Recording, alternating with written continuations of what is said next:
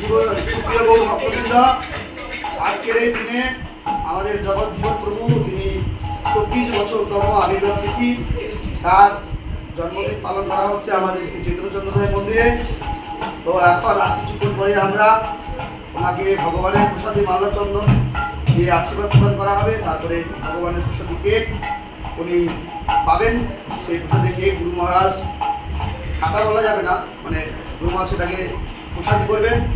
তারপরে জগৎ জীবন প্রভুকে সে প্রসাদ দেওয়া হবে, কারণ বৈষ্ণবের রীতিতে কাটা বলাটা যায় না।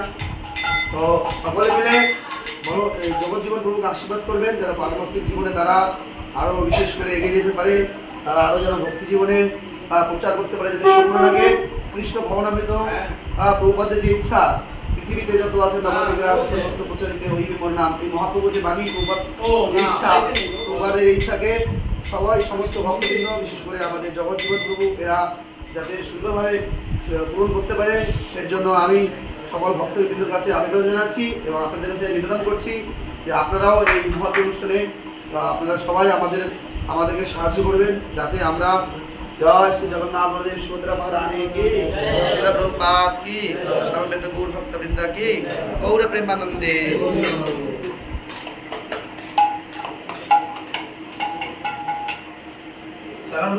দাঁড়িয়ে বলুন, তারপরে আমরা সবাই পরবর্তী কাজ করুন।